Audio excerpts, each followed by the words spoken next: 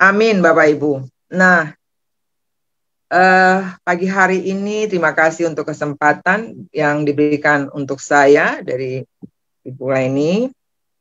Dan tema saya pagi hari ini adalah doa yang berbahaya. Nah, doa yang berbahaya. Bapak Ibu pernah dengar tema ini ya? Ini saya juga baru belajar ya, dan saya ingin sharing untuk Bapak Ibu semua di pagi hari ini, termasuk diriku ya. Nah, kalau kita bicara tentang doa, saya percaya semua orang sudah berdoa. Semua orang sudah tahu caranya, mengapa kita harus berdoa, dan seterusnya. Ada yang bilang doa itu nafas hidup orang percaya. Ada yang mengatakan doa itu sarana atau alat untuk berkomunikasi dengan Bapa di surga. Dan ada banyak pemahaman, pengertian tentang doa itu sendiri. Nah, kalau dari Kamus Bahasa Indonesia, doa itu permohonan. Ya, permohonan, di dalam permohonan itu ada harapan, ada permintaan, dan juga ada pujian kepada Tuhan. Kalau dalam bahasa yang lain, disebut bahwa doa itu adalah sama dengan meminta. Meminta, ya. Dan begini Bapak Ibu, kita semua orang-orang yang selalu berdoa. Betul ya? Selalu berdoa. Nah, dan untuk kita tahu sebuah perkembangan atau pertumbuhan kerohanian seorang sebagai anak Tuhan, atau pertumbuhan spiritual dari seorang anak Tuhan, itu sebenarnya dilihat dari kehidupan doanya. Itu paling menentukan. Paling menentukan. Jadi, betapa pentingnya doa itu bagi saudara dan saya. Doa itu, di dalam doa kita memuji Tuhan, kita bersyukur, kita mengagungkan Tuhan, kita juga meminta dari Tuhan, seperti itu ya.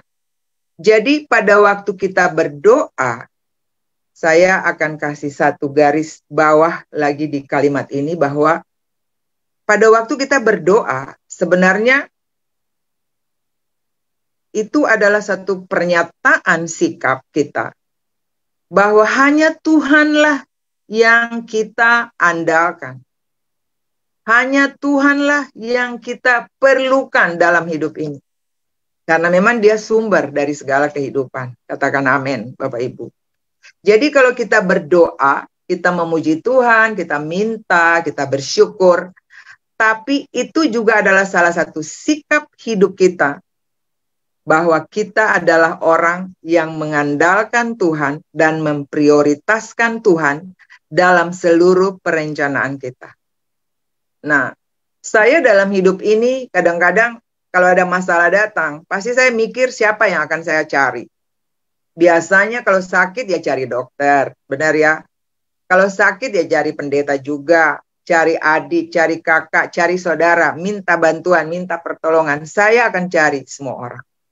Tetapi orang-orang yang berdoa adalah orang-orang yang menomorsatukan Kristus di dalam seluruh perencanaan, semua apapun yang kita alami. Tuhan itu sebenarnya yang harus dicari pertama. Katakan amin. Ya, jadi jangan mikir dulu cari yang lain. Cari Tuhan dulu, karena Dia itu sumber. Katakan amin, Bapak Ibu. Nah, jadi kalau kita tidak berdoa, sebaliknya nih, kalau kita tidak berdoa, sama dengan kita mau bilang gini, bahwa saya tidak perlu Tuhan. Gitu loh. Atau kita kurang berdoa, hari ini berdoa, nanti 2 hari lagi baru berdoa. Itu sebenarnya karena kita tidak mengandalkan Tuhan. Kita tidak memprioritaskan Tuhan. Padahal tadi dikatakan bahwa doa itu permohonan. Minta. Kita butuh apa dalam hidup ini? Semua ada di dalam sumber kehidupan. Jadi itu untuk membedakan orang-orang yang mencari Tuhan, orang-orang yang mengandalkan Tuhan. Kita akan lihat dari pertumbuhan kerohanian mereka. Dan saya percaya Bapak Ibu dan saya yang ada di sini adalah orang-orang yang memprioritaskan Tuhan di dalam hidup kita semua. Matius 7 ayat 7 Bapak Ibu, mari kita lihat. Matius 7 ayat 7 berkata, mintalah, maka akan diberikan kepadamu. Carilah maka kamu akan mendapat. Ketuklah maka pintu akan dibukakan bagimu. Ayat 8. Karena setiap orang yang meminta menerima. Orang yang mencari mendapat. Dan setiap orang yang mengetuk baginya pintu dibukakan. Nah, ayat ini berbicara tentang apa? Doa. Saya pernah sharing kepada Bapak Ibu di doa mujizat pagi juga di beberapa waktu yang lalu. Saya bilang bahwa ketika kita membaca firman Tuhan, Bapak Ibu, saya ulangi lagi, selalu ingat ada dua pihak yang terlibat di sana. Contoh, mintalah maka akan diberikan kepadamu. Pihak pertama adalah kita. Tugas kita apa Bapak Ibu? Minta. Pihak yang berikut adalah Kristus. Dia itulah yang akan memberikan. Amin. Jadi setiap baca firman ingat apa yang harus kita lakukan saja. Tidak usah atur Tuhan bahwa berikan ini, berikan itu. Tidak.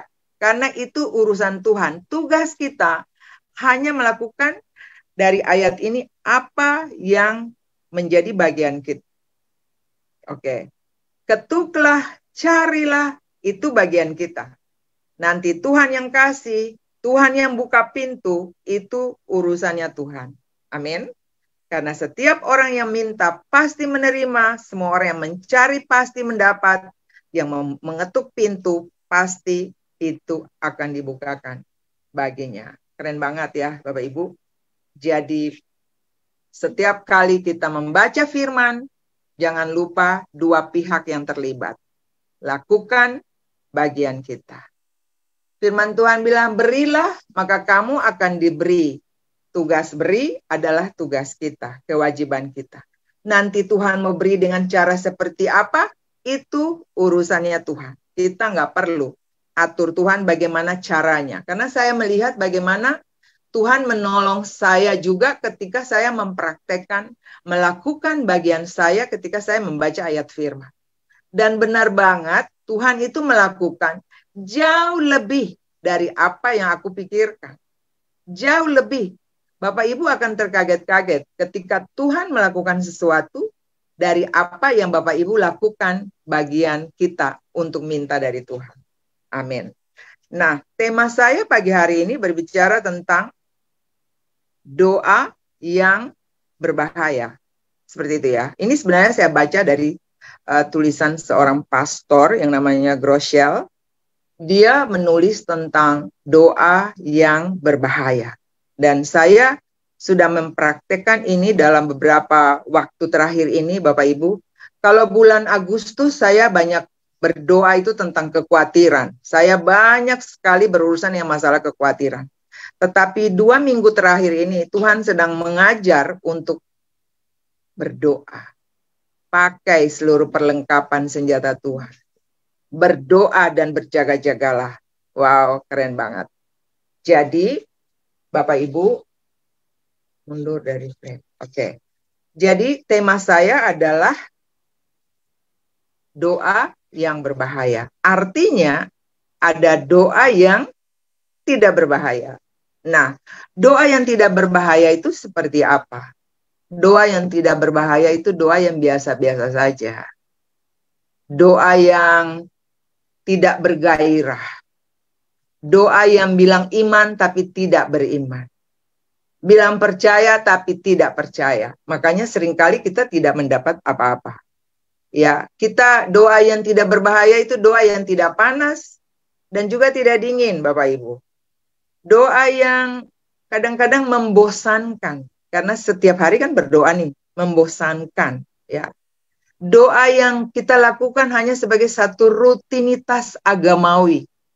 Ya, ini doa-doa yang biasa, doa-doa yang datar, doa-doa yang mudah ditebak. Oh, orang ini kalau dia berdoa nih pasti cuma minta Tuhan berkati saya, Tuhan ini, Tuhan itu, sudah. Itu sudah bisa ditebak. Nah, itu ternyata termasuk doa-doa yang tidak berbahaya. Nah, bagaimana dengan doa yang berbahaya itu? Doa yang berbahaya itu, mari kita lihat dulu ayatnya. Ini salah satu contoh yang kita perlu belajar dari Daud sendiri ya, Bapak Ibu. Sebentar. Kita lihat Mazmur 139 ayat 23 sampai 24. Saya mau kasih contoh, salah satu contoh doa yang berbahaya ini, ya. Coba kita lihat Mazmur 139. Daud bilang bagaimana? Selidikilah aku ya Allah, dan kenallah hatiku. Ujilah aku dan kenalah pikiran-pikiranku. Lihatlah apakah jalanku serong, dan tuntunlah aku di jalan yang kekal. Ini doa yang berani, bahkan dikatakan doa yang berbahaya, Bapak Ibu. Karena dia bilang begini, selidiki aku, uji aku. Bapak Ibu tahu, banyak orang percaya yang masih juga takut untuk berdoa bilang begini, Tuhan ujilah aku, Tuhan bentuklah aku. Takut karena apa? Seringkali ketika ujian datang, ujian belum datang, kita sudah ketakutan duluan, ya. Tetapi salah satu contoh dari Daud ini, Tuhan selidiki hatiku, ketahuilah pikiran-pikiranku, lihatlah jalanku, apakah aku serong, dan seterusnya, dan tuntunlah aku ke jalan yang benar. Jadi doa-doa yang berbahaya itu, Bapak Ibu, dikatakan gini, sebenarnya itu doa yang dimaksudkan untuk diri kita, merenovasi, mengupgrade karakter kita, kehidupan kita. Itu doa-doa yang berani. Karena kalau bila Tuhan uji atau Tuhan selidiki, ini sebenarnya ada hal-hal yang akan datang dalam hidup kita dan mungkin itu juga tidak mengenakan. Tetapi kalau kita berani untuk melakukan ini, maka kita lihat bahwa pembelaan Tuhan juga itu sempurna untuk saudara dan saya. Katakan amin. Jadi doa yang berbahaya itu tidak sekedar kita bilang Tuhan berkati saya, selamatkan saya.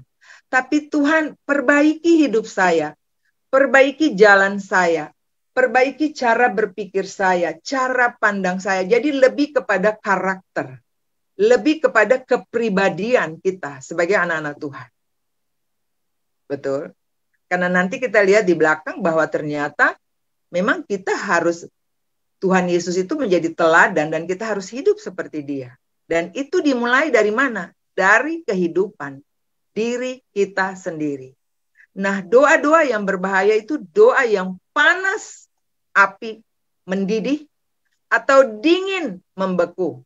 Itu doa-doa yang berbahaya. Doa yang penuh dengan iman. Doa yang membangkitkan orang mati. Doa yang membuat orang buta melihat, timpang berjalan. Itu doa-doa yang berbahaya. Dan musuh sangat-sangat takut dengan doa anak-anak Tuhan yang berbahaya ini. Katakan amin. Nah, jadi Bapak Ibu, kalau cara doa kita selama ini mungkin biasa-biasa saja, alias kadang-kadang juga sudah malas atau bosan, atau hanya sebagai satu rutinitas, mari kita rubah cara doa kita. Untuk mulai dengan minta Tuhan mengupgrade, Tuhan merenovasi, Tuhan memperbaiki cara pikir saya, cara bertindak saya, cara berkata-kata saya, cara melangkah saya, cara saya memandang orang lain, cara saya menilai orang lain. Itu yang ternyata harus kita alami. Karena apa? Di dalam doa yang berbahaya ini, nanti ujungnya adalah berbicara tentang keintiman. Karena Tuhan mau intim dengan orang yang memang pas dengan dia. Mempelai laki-laki itu kalau dia mencari pasangannya, dia akan mencari yang memang sesuai dengan apa yang menjadi keinginannya. Benar ya?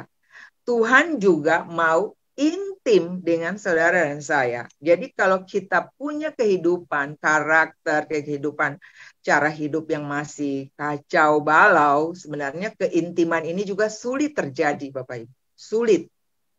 Jadi keintiman itu bisa terjadi, itu dimulai dari doa-doa yang merubah hidup saudara dan saya lebih dulu. Nah itu. Kemudian doa yang berbahaya ini doa yang bersemangat ya. Karena Tuhan mau kita intim dengan Dia. Bapak Ibu, Seorang laki-laki intim dengan seorang wanita, seorang suami intim dengan seorang istri akan melahirkan. Ada buah kehidupan. Tuhan intim dengan kita sebagai mempelai wanitanya akan melahirkan juga buah-buah kehidupan yang namanya buah-buah roh itu. Akan lahir dari sebuah keintiman. Akan lahir dari sebuah pengenalan akan Tuhan. Jadi doa-doa yang berbahaya itu membuat kita intim dan membuat kita juga mengenal siapa Tuhan kita lebih lagi. Amin, Bapak Ibu. Jadi, mari kita berdoa dengan cara doa-doa yang lebih spektakuler, yang radikal seperti itu ya, Bapak Ibu. Nah, Daud beberapa kali ketika dia dikejar-kejar Saul, kan dia sebenarnya bisa saja punya kesempatan untuk melukai Saul, tapi dia tidak melakukannya. Betul ya? Dan akhirnya dia tidak melakukan karena dia tahu Saul adalah raja yang diurapi. Benar. Tapi akhir dari ketaatan itu, Bapak Ibu, akhirnya terjadi dia akhirnya potong jubah daripada Saul sebagai bukti bahwa saya bisa melakukan ini. Daud sebenarnya mau menyenangkan hati Tuhan dengan tidak melakukan itu. Tetapi dia juga berpikir bahwa dia itu juga seorang yang baik hati, seorang yang tulus, seorang yang dengar-dengar. Tetapi saya mau bilang bahwa di dalam Yeremia 17 ayat 9 dikatakan bahwa betapa liciknya hati, lebih licik daripada segala sesuatu. Hatinya sudah membatu, siapakah yang dapat mengetahuinya? Jadi, kadang-kadang kita ini berdoa. Kita kadang-kadang merasa kita sudah hati kita sudah beres, kita sudah berdamai, kita sudah baik-baik saja. Tapi ternyata belum tentu. Makanya Daud masih tetap minta, selidikilah hatiku, ujilah aku. Karena ternyata di dalam hati manusia itu, Bapak Ibu yang saya baca, 2/3 itu gelap. Sepertiga saja yang muncul. Betul, Bapak Ibu? Kadang-kadang saya bisa duduk manis dengan Sister Karu misalnya bercerita ya atau Ibu Sandra. Tapi saya kan nggak pernah tahu sisi apa yang sedang dia pikirkan tentang saya. Ada banyak pertemanan di luar sana yang akrab tapi tahu-tahu dia bisa bunuh temannya. Benar? Karena ternyata sepertiga saja dari manusia itu yang kelihatan di luar. 2/3 itu adalah sisi gelapnya. Doa-doa yang berbahaya adalah meminta supaya sisi-sisi gelap kita itu juga bisa diterangi. Seperti itu loh. Keren ya. Jadi Tuhan mau intim dengan kita. Tapi itu juga sangat tergantung dengan karakter kita. Ayat 19 tadi dikatakan, Tuhanlah yang menyelidiki hati, yang menguji batin, untuk memberi balasan kepada setiap orang setimpal dengan tingkah lakunya, setimpal dengan hasil perbuatannya. Itu tadi di Yeremia 17 ayat 9 dan juga ayat 10. Jadi Daud minta Tuhan selidiki hati, selidiki langkah, selidiki pikiran, karena memang ada hati kita yang juga masih kadang-kadang mungkin belum beres dan dia minta Tuhan melakukannya. Bapak Ibu, tanpa Tuhan, tanpa doa, kita itu tidak akan hidup. Kalaupun hidup kelihatan hidup, tapi sebenarnya kita sedang berjalan dengan sisa kehidupan. Ya, kita sedang berjalan menuju kematian. Jadi, kita bangkit kembali dengan doa-doa yang merubah kehidupan saudara dan saya. Semakin kita berdoa, semakin ada tantangan pasti yang datang. Pasti. Betul ya? Semakin ada masalah, tapi ingat, Tuhan akan bawa kita terus naik dan kita akan lebih cerdas untuk menangani masalah satu, masalah kedua, masalah ketiga.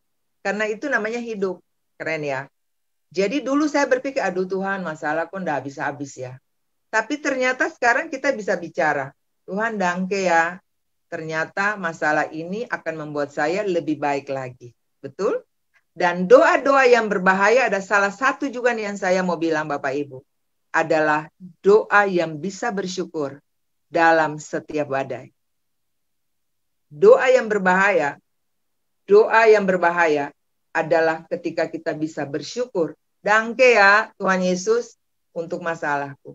Dangke ya untuk padang gurun yang sedang saya alami.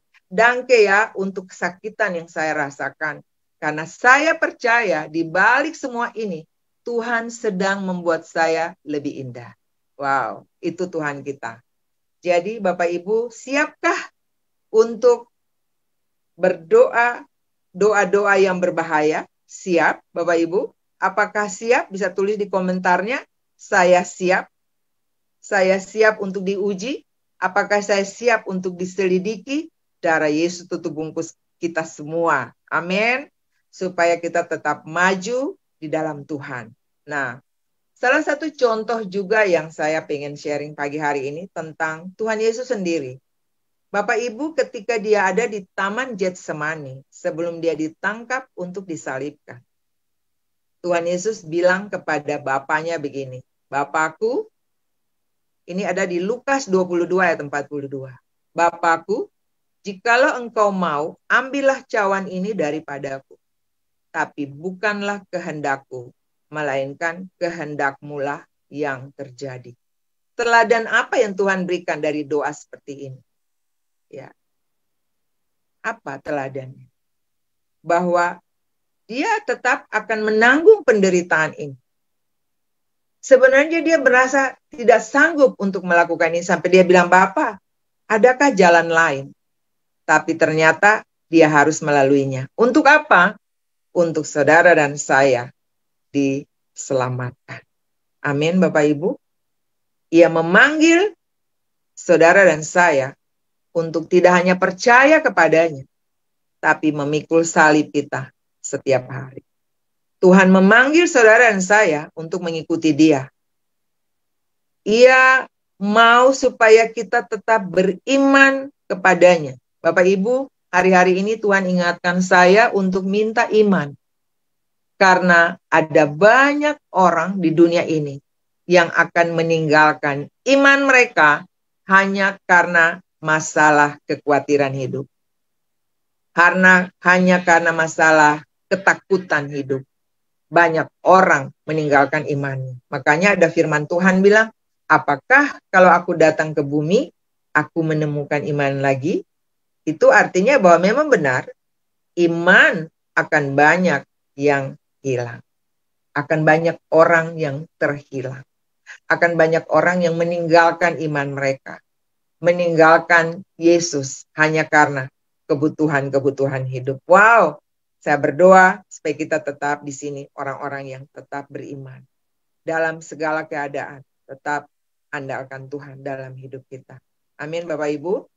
Nah, dia memanggil saudara dan saya untuk kita datang menghadapnya dengan penuh keberanian menghampiri tahta kasih karunia-Nya.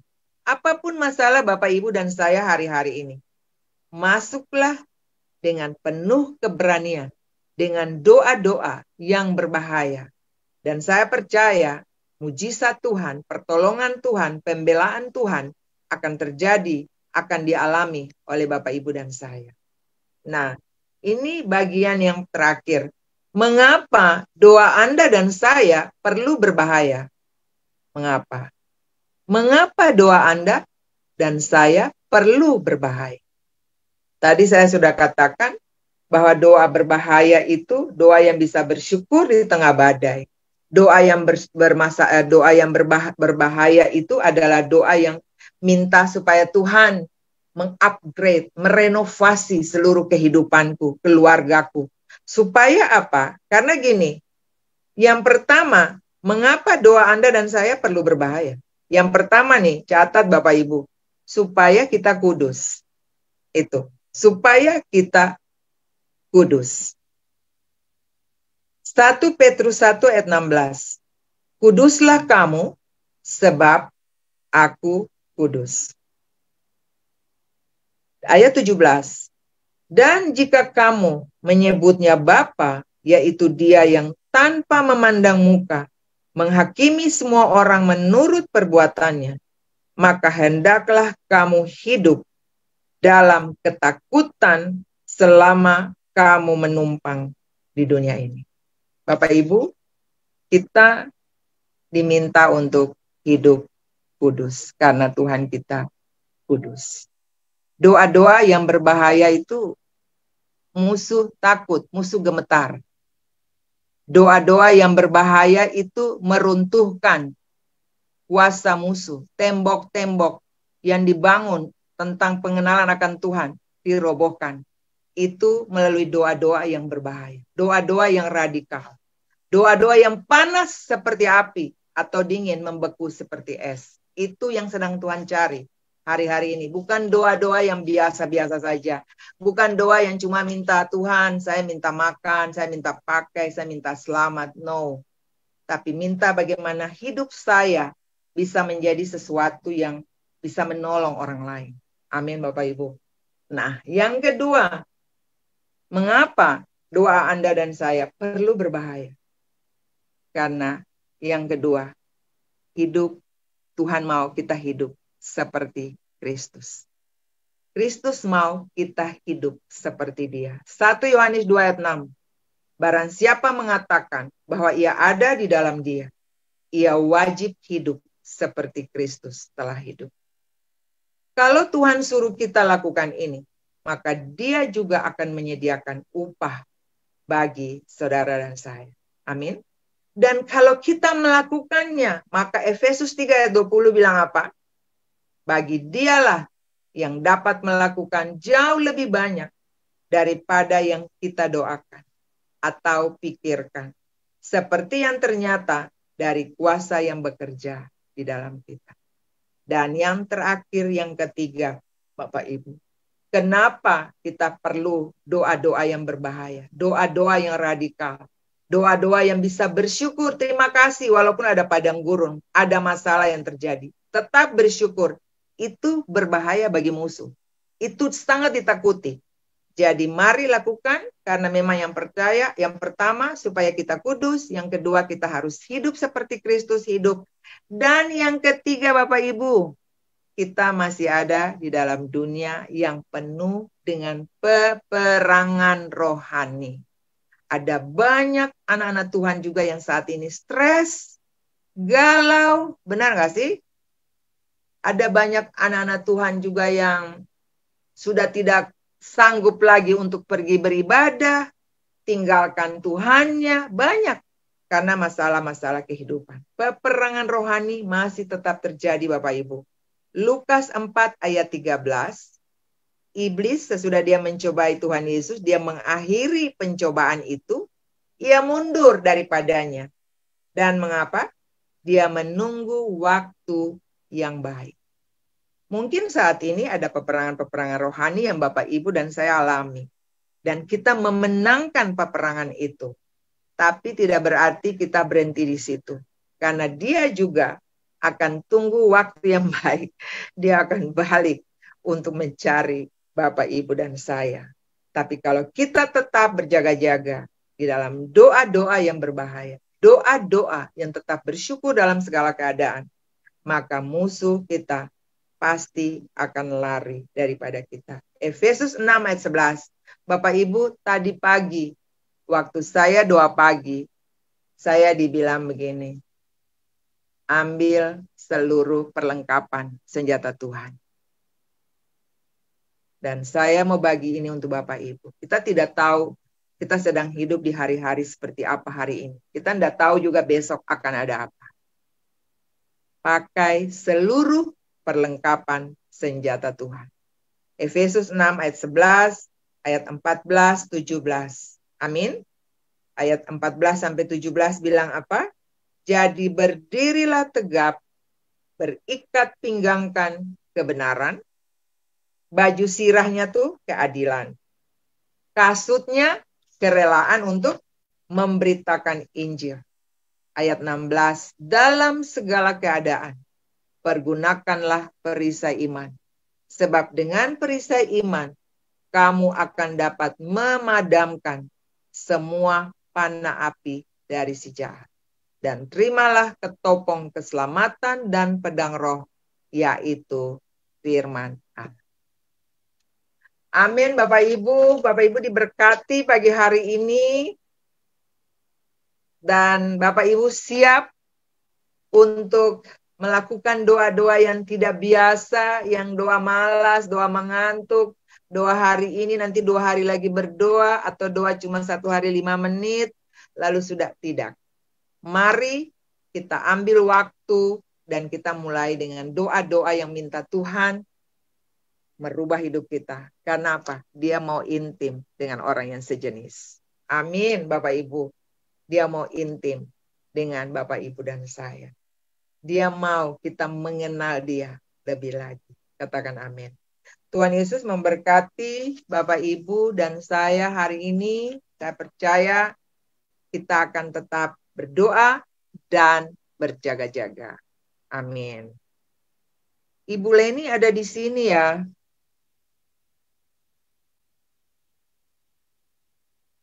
Sebelum saya kembali, oke. Mari kita doa Bapak Ibu. Roh Kudus, terima kasih untuk pagi hari ini. Terima kasih untuk pesan-pesan Tuhan untuk kami, tetap berdoa dan berjaga-jaga di dalam roh dan kebenaran. Tuhan Yesus, tolong kami semua yang hadir pagi hari ini, yang mengikuti acara ini baik lewat Zoom, Facebook, maupun YouTube. Aku percaya bahwa firman ini akan merubah kehidupan kita semua. Kehidupan doa yang biasa-biasa menjadi luar biasa, yang bisa menghancurkan kekuatan musuh. Tuhan sedang mencari pendoa-pendoa yang seperti ini. Dan aku berdoa pagi hari ini, aku lepaskan roh doa dan berjaga-jaga dalam seluruh kehidupan kami semua Tuhan. Tidak ada yang terkecuali. Dan semua keluarga kami. Kami mau tetap ambil perlengkapan senjata Tuhan, supaya kami dapat mengalahkan setiap tipu daya musuh. Darah Tuhan Yesus Kristus tutup bungkus setiap kami. Semua aset yang Tuhan percayakan untuk kami. Semua keluarga kami. Semua umat percayamu yang ada di mana saja. Gerejamu, hamba-hamba Tuhan. Tuhan lindungi kami dari setiap musuh yang hanya datang untuk mencari, membunuh, dan membinasakan. Mencuri, membunuh, dan membinasakan. Tapi kami minta supaya Kristus Tuhan yang datang kepada kami, datang dan membawa kehidupan dan hidup di dalam segala kelimpahan. Terima kasih untuk pagi hari ini. Aku percaya Bapak Ibu yang sakit sudah disembuhkan. Bapak Ibu yang lemah dikuatkan oleh Tuhan. Karena doa adalah jawaban untuk semua masalah, semua persoalan kita. Terima kasih Tuhan untuk pagi hari ini. Semua aktivitas kami di sepanjang hari ini, kami serahkan hanya di dalam nama Tuhan Yesus yang berkuasa. Kekhawatiran kami, ketakutan kami serahkan ke dalam tangan Tuhan yang berkuasa. Karena Tuhanlah yang melakukan jauh lebih dari apa yang kami minta, dari apa yang kami doakan. Dalam nama Tuhan Yesus Kristus kami berdoa dan mengucap syukur. Haleluya. Semua yang percaya katakan